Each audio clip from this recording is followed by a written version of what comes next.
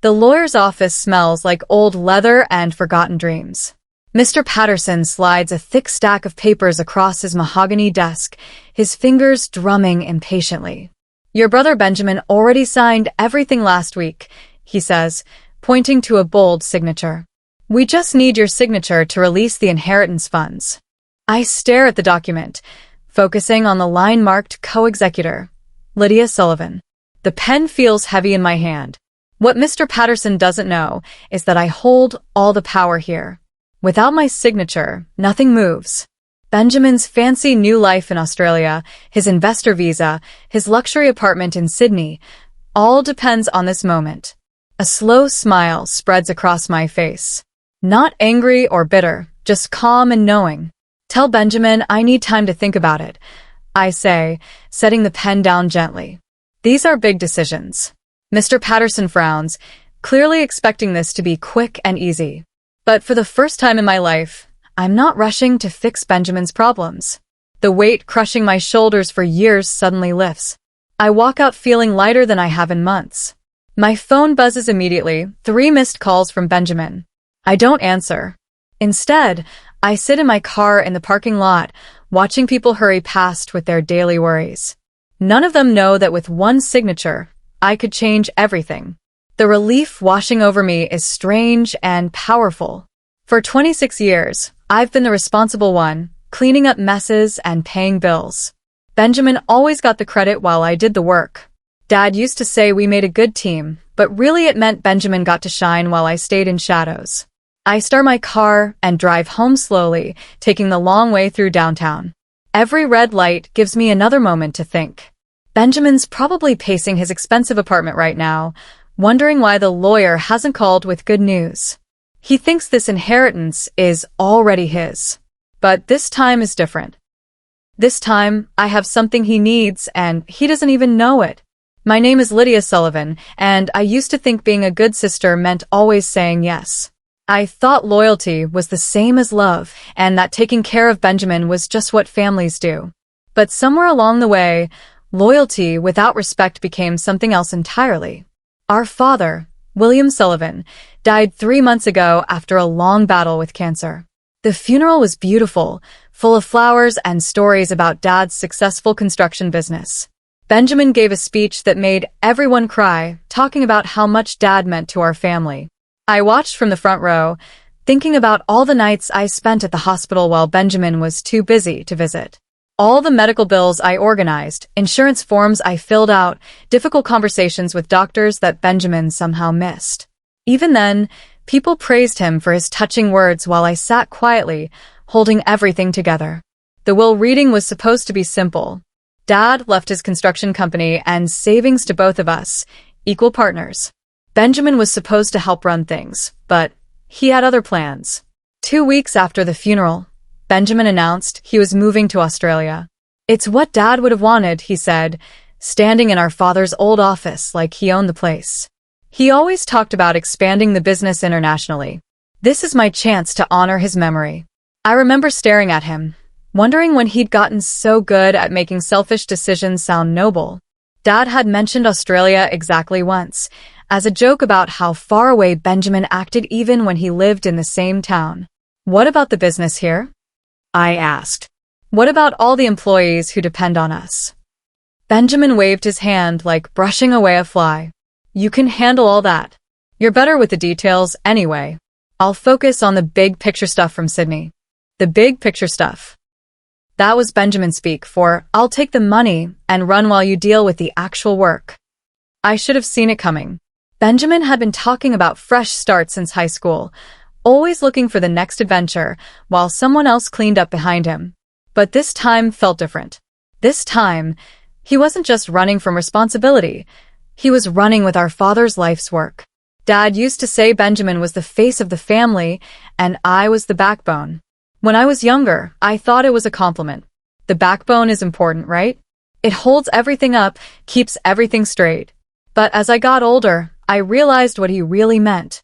At family dinners, Benjamin would tell stories that made everyone laugh while I quietly made sure there was enough food and that Grandma took her medicine. At company events, Benjamin would shake hands and make connections while I handled the contracts and paperwork that actually kept the business running. Even in school, the pattern was clear. Benjamin played football and dated cheerleaders while I tutored kids in math to earn extra money for college. He got into State University on a partial athletic scholarship. I got a full academic ride but chose to stay local. Dad never asked me to sacrifice my dreams, but he didn't have to. The expectation was always there, hanging in the air like smoke. Benjamin was allowed to chase his ambitions, but I was supposed to be practical, reliable, steady. 3 days after Benjamin's Australia announcement, I found him in Dad's office, going through the filing cabinets, like he was looking for treasure. Papers were scattered everywhere: insurance documents, employee records, client contracts. Some of these files contained private information that took Dad years to organize. "What are you doing?" I asked, picking up employee evaluations from the floor. "Just getting organized," Benjamin said, without looking up. "I need to understand the business better before I make my move." My move. Not our move. I watched him stuff documents into a manila envelope, and something cold settled in my stomach. "Those are copies, right? The originals need to stay in the filing system." Benjamin finally looked at me, his expression different than usual. Less charming, more calculating. "Lydia, you worry too much about details. Trust me, I know what I'm doing." But I didn't trust him.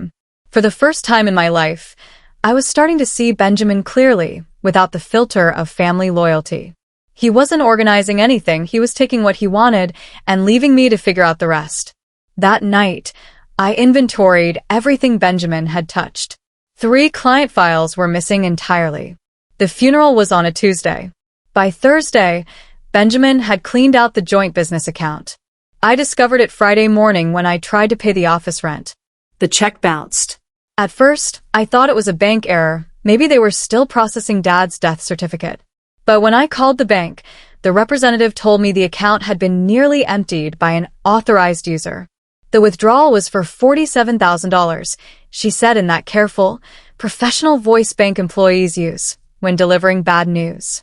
It was transferred to an account under Benjamin Sullivan with a memo reading business relocation expenses.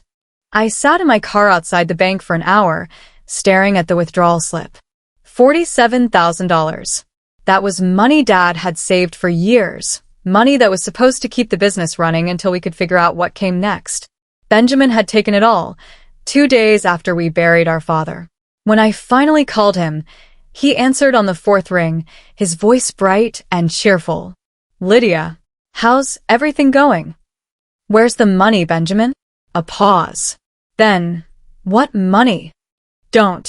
For the next 6 months, I became an expert at juggling numbers that didn't add up. Dad's medical bills kept coming. Apparently, insurance doesn't cover everything. The hospital wanted $4,800 for treatments from his last month. The estate lawyer needed $3,200 for probate fees. Property taxes on Dad's house came to $960. Every number felt like a weight added to a scale that was already too heavy to carry. Benjamin sent exactly one text during this time. "Trust me, Lydia. Everything will work out." Trust him. The same person who'd emptied our business account and disappeared to another continent while I dealt with creditors and paperwork and the slow, grinding reality of what happens when someone dies. I paid everything from my own savings account, money I'd been setting aside for years, thinking maybe someday I'd go back to school or take a real vacation. Instead, I watched my account balance shrink while Benjamin posted pictures from Sydney beaches. The worst part wasn't the money. The worst part was realizing I'd been doing this my whole life, covering for Benjamin while I slowly disappeared. I started keeping records of everything. Every bill I paid, every phone call with creditors, every sleepless night spent balancing numbers that should have been Benjamin's responsibility too. I created a folder on my computer labeled documentation and filled it with screenshots, bank statements, and printed emails. At first, I told myself it was just good organization. Dad always said to keep good records for tax purposes. But as the folder grew thicker, I realized I was building something else, evidence. Benjamin's Instagram showed a very different story than the one I was living. Expensive dinners in Sydney's best restaurants. Weekend trips to the Gold Coast. A sleek apartment with harbor views that probably cost more per month than most people make. Meanwhile, I was eating instant noodles for dinner and working overtime at my day job to cover the bills he'd left behind. The most insulting post came in November. A picture of Benjamin raising a champagne glass at what looked like a business dinner, with the caption, "Dad always said success is the best revenge. Missing you every day." I stared at that post for a long time, feeling something shift inside my chest. December was the hardest month. The business was struggling without the startup money Benjamin had taken, and I was trying to keep Dad's employees paid while learning how to run a construction company I'd never officially managed. I spent every evening in Dad's old office, surrounded by paperwork, trying to make sense of contracts and schedules. One night, I found myself crying over a stack of invoices. Not sad crying, angry crying. The kind of tears that come when you realize you've been a fool for thinking things would get better on their own. Benjamin called that night, probably because it was Dad's birthday and guilt had finally caught up with him. His voice was slurred from drinking, and he sounded smaller than usual. "Lydia, I miss him," he said. "I miss Dad so much." "Then why aren't you here?" I asked. "Why aren't you helping with any of this? You don't understand how hard it is over here. I'm trying to build something real, something Dad would be proud of. But it's lonely, and everything's expensive." "Stop," I said. "You took $47,000 from our business account and left me to clean up everything else. You don't get to complain about being lonely." That night, I made my first real decision as an adult. I went into the online banking system and canceled all the automatic payments I'd been making to cover Benjamin's debts. The business credit card he'd been using for his startup expenses? Canceled. The loan payments on equipment he'd financed but never paid for? Stopped. It was just a few clicks, but it felt like stepping out of a cage I'd been living in for years. I didn't call Benjamin to tell him what I'd done. I didn't send angry texts or write long emails explaining why.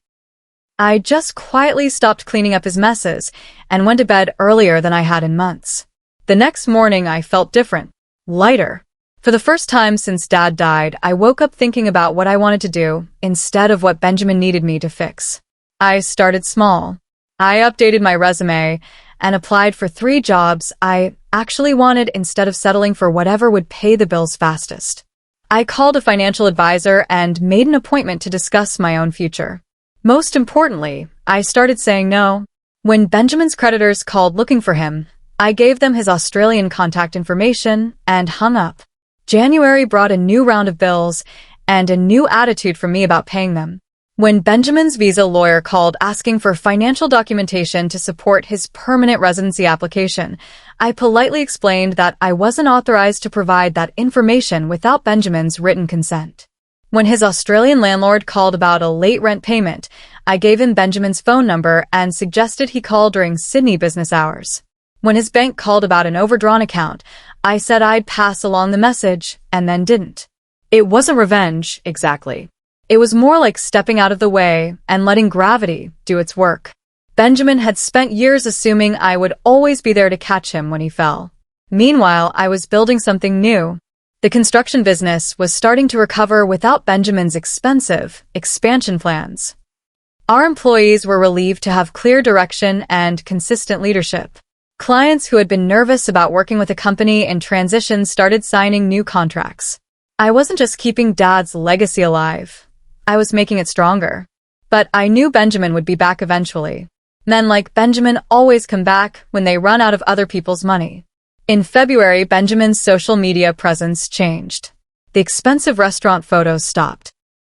The weekend getaway posts disappeared. Instead, he started sharing motivational quotes about temporary setbacks and building character through challenges. I knew what this meant. His money was running out. The final confirmation came in March, when Benjamin posted a long, emotional tribute to Dad with a caption about coming home to honor his memory properly. No mention of failed business plans or visa problems or the fact that his Australian dream had apparently turned expensive. Benjamin was coming home, but not because he wanted to. Because he had to. I should have felt satisfied, but instead I felt something more complicated. Not quite sadness, but not quite happiness either.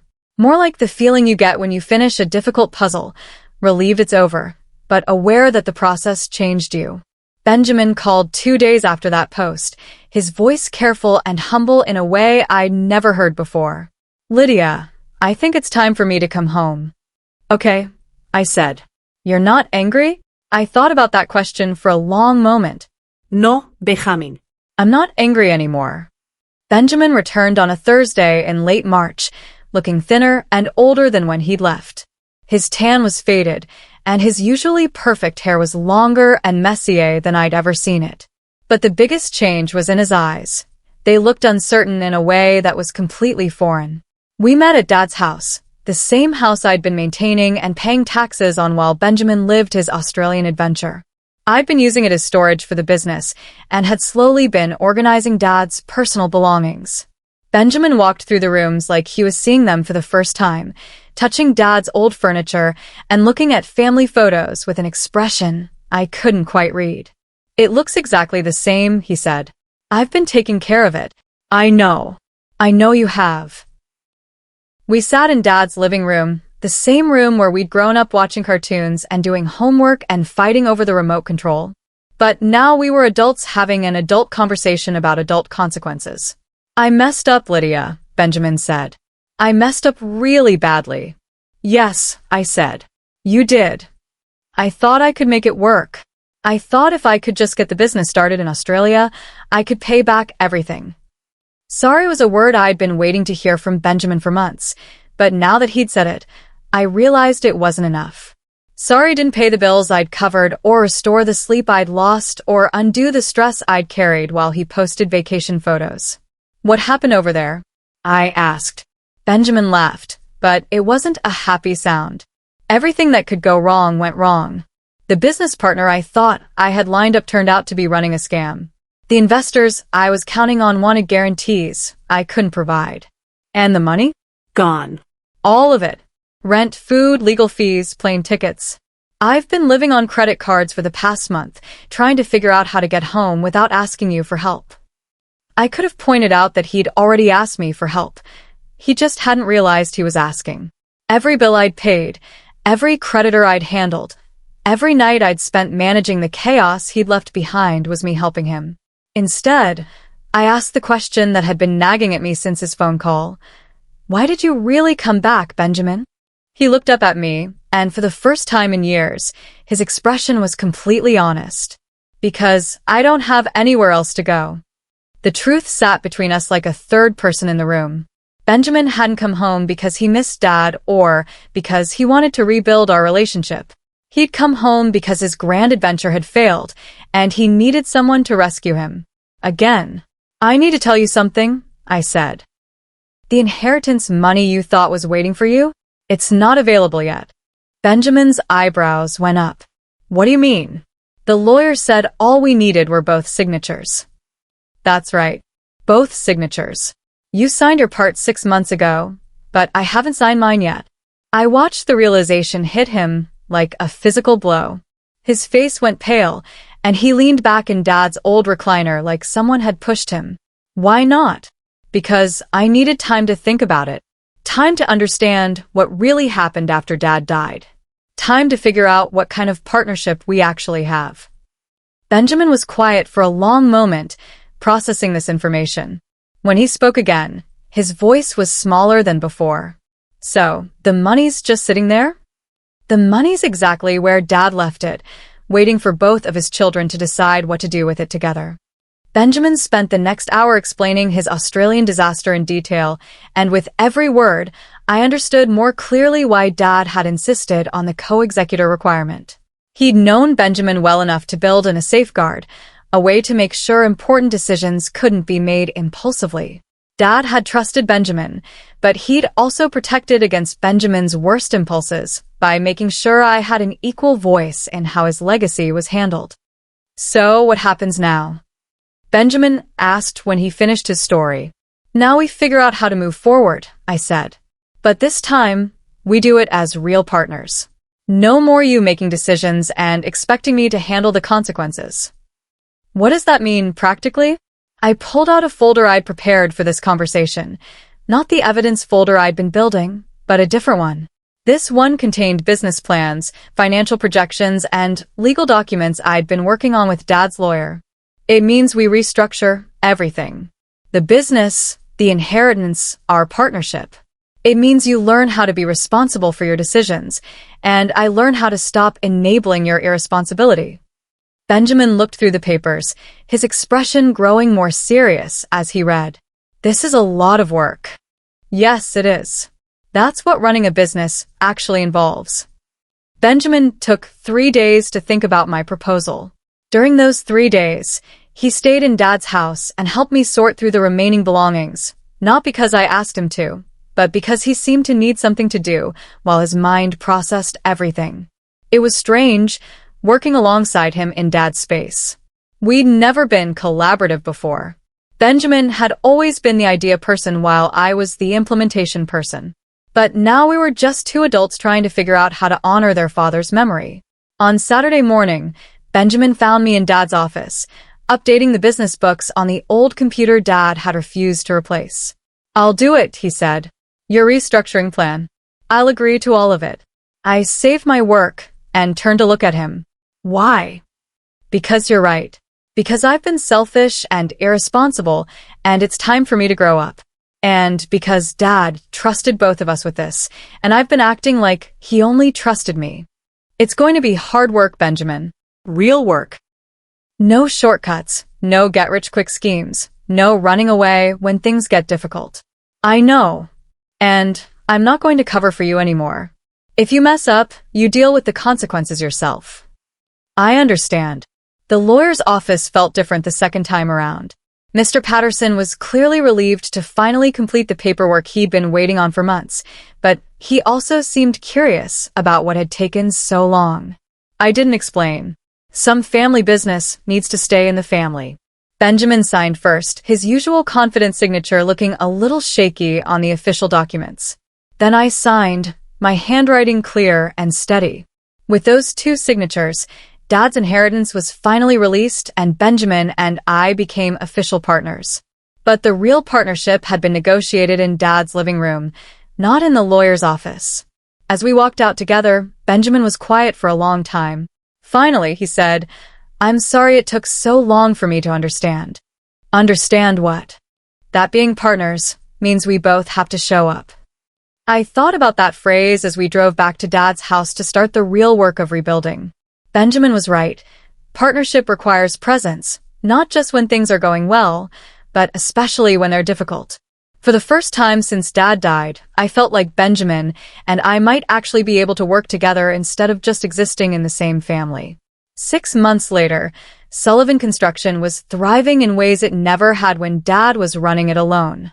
Benjamin had thrown himself into learning the business with the same intensity he'd once applied to escaping from it. He spent mornings on job sites and afternoons in the office, asking questions and taking notes.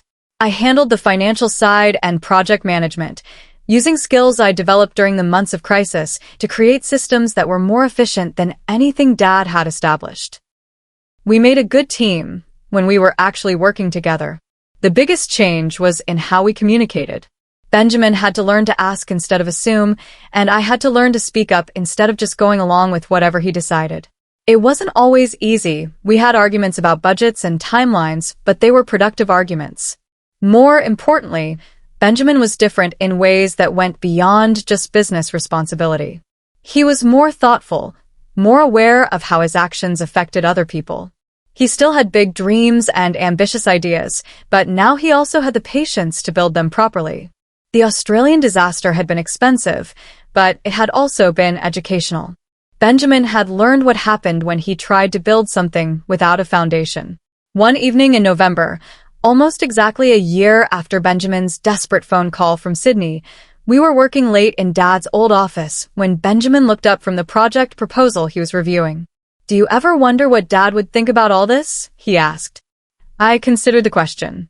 Dad had always worried about what would happen to the business after he was gone, whether Benjamin and I would be able to work together or whether everything he'd built would fall apart. "I think he'd be surprised," I said. "But proud." "Surprised about what?" that it took losing everything for you to figure out what you actually wanted, and that it took me this long to realize I was allowed to want things too. Benjamin nodded thoughtfully. I spent so many years thinking about what I could get from the business instead of what I could give to it. It never occurred to me that giving more might actually be more satisfying. And I spent so many years thinking that being helpful meant never saying no to anything. I didn't realize that sometimes saying no is the most helpful thing you can do. We worked in comfortable silence for a while, the kind of quiet that comes when people understand each other without needing words. The real test of our new partnership came in December, when we received an offer to sell Sullivan Construction to a larger company for more money than either of us had ever imagined having. It was the kind of opportunity Benjamin would have jumped at a year earlier. Instant wealth, no more responsibility. But this Benjamin was different. What do you think? He asked after we'd reviewed the offer together. I think it's a lot of money, I said. It is. We could both retire early, travel, do whatever we wanted. Is that what you want? Benjamin was quiet for a long time, looking around Dad's office at the photos and awards that represented 30 years of building something meaningful. A year ago, I would have said yes immediately. But now, I don't know. I kind of like what we're building here. Even though it's hard work, especially because it's hard work. Easy money never felt like it really belonged to me. This does. We spent 2 weeks discussing the offer, running numbers and weighing options, and imagining different futures. In the end, we turned it down, not because the money wasn't good, but because we'd finally found something worth more than money. We'd found a way to honor Dad's legacy while building our own. Christmas morning, Benjamin and I met at Dad's house, our house now, since we decided to turn it into a second office and meeting space for the business. The tree was smaller than the ones Dad used to put up, but it was ours. Benjamin handed me a present that was clearly a picture frame, and I handed him one that was obviously a book. We'd never been creative gift givers. His frame contained a photo from our first successful project completion after his return, both of us muddy and exhausted but grinning in front of a house we'd helped build. We looked like partners in the photo. My book was a journal with Sullivan Construction, Year 2, written on the cover in Benjamin's surprisingly neat handwriting. Inside, he'd documented every project we completed, every challenge we'd overcome, and every lesson we'd learned about working together. I wanted to make sure we remembered how we got here, he said, in case we ever forget why this matters. I flipped through pages of photos and notes and sketches, seeing our first year of real partnership documented like a story with a happy ending. Thank you, I said. For all of it. For coming back, for doing the work, for becoming the partner Dad always hoped you could be. As I write this, it's been 18 months since Benjamin returned from Australia, and 6 months since we received that business offer we turned down. Sullivan Construction is busier than it's ever been, with a waiting list of clients and employees who are proud to be part of what we're building. Benjamin still has big dreams, but now they're grounded in reality and built on foundations that can actually support them. He talks about expanding to commercial projects, about developing sustainable building practices, about training programs for young people who want to learn construction. I still handle the details, but now I also contribute to the vision. I'm not just supporting Benjamin's dreams. I'm building my own. I'm taking night classes in business management, learning about leadership and financial planning. Benjamin encouraged me to apply, and the company is paying for it. We've learned that real partnership isn't about one person being the face and the other being the backbone. It's about both people bringing their full selves to the work, supporting each other's strengths and covering for each other's weaknesses. Dad would be proud, I think, not just of what we've built, but of how we built it, together, the way he always hoped. The unsigned inheritance document still sits in my desk drawer, next to Dad's old pocket watch and a photo of the 3 of us from my college graduation. I never framed my business degree, but I did frame that original document, not because I'm proud of not signing it, but because of what happened, because I waited. Sometimes the most powerful signature is the one you don't write until you're ready to mean it. Benjamin and I have signed dozens of documents since then: business contracts, partnership agreements, loan papers for equipment, and expansion. But that first signature, the one that released Dad's inheritance and formalized our partnership, remains the most important. Not because of the money it unlocked, but because of the relationship it required us to build first. Dad always said Benjamin was the face and I was the backbone, but he was wrong about one thing. Backbones don't have to be invisible. They can stand up straight, speak up clearly, and insist on being treated as equal partners. And sometimes, when they do, they discover they're stronger than they ever imagined possible. The inheritance was never really about the money. It was about learning to inherit Dad's values, responsibility, integrity, and the belief that anything worth having is worth working for properly. Sometimes the best gifts are the ones that require you to grow into them first.